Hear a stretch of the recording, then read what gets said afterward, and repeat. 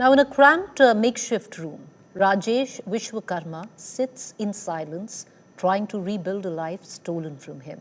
For 13 full months, he was behind bars for a crime that he did not commit, but for trying to help someone else. A daily wage laborer with no land, no family, and no understanding of the law.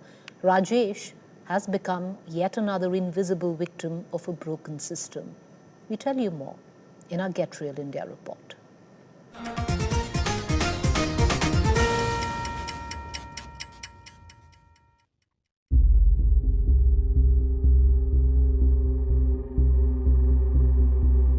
Imagine spending 13 months in jail for a noble deed.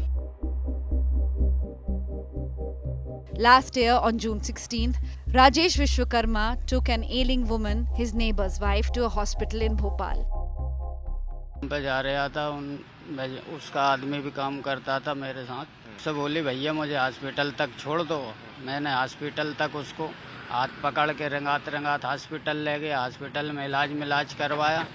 इलाज करवा के मैंने अब तो चले जाओगी घर, आप ठीक हो? कल नहीं ठीक हूँ, मैं तो घर चली जाऊँगी। मैं मेरे काम पे निकल गया, शाम को आया, शाम को पुलिस आ गई मेरे घर पे।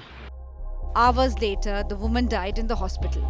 The police arrested Rajesh for allegedly strangling her. His life depended on the advocate provided by the government.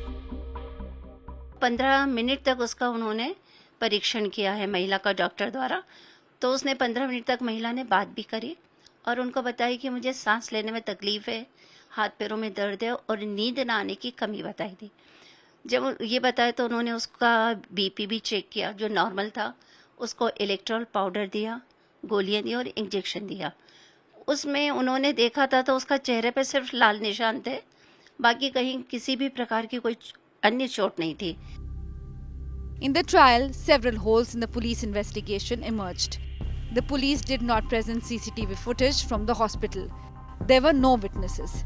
None of the doctors at the hospital mentioned any injuries from strangulation attempt.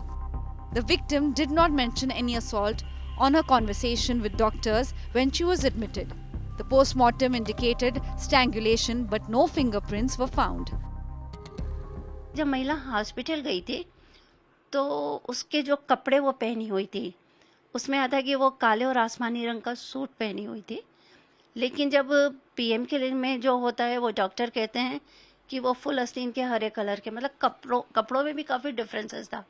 तो उससे ऐसा अनुमान लगाया गया कि हो सकता है उस दिन डॉक्टर ने कई पीएम रिपोर्ट बनाई हो, कुछ किया हो, उनके कारण कहीं की रिपोर्ट कहीं हो गई हो। Rajesh Vishwakarma is now a free man, but he has paid a heavy price. ये है स्थिति के काम पे कोई मुझे ले जाता नहीं है। खुली मजदूरी कहीं गाड़ी माड़ी मिल जाती है चला जाता हूँ, और जहाँ मैं काम करता था आजकल तो वहाँ भी नहीं मुझे लगाया जा रहा।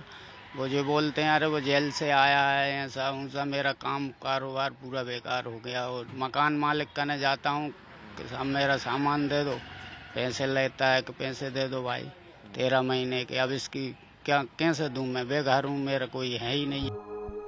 Rajesh now stays at his sister's house in Govindpura Basti in Bhopal. He has been acquitted of murder charge, but the stigma of going to jail still haunts him. With Ravish Pal Singh, Bureau Report, India Today.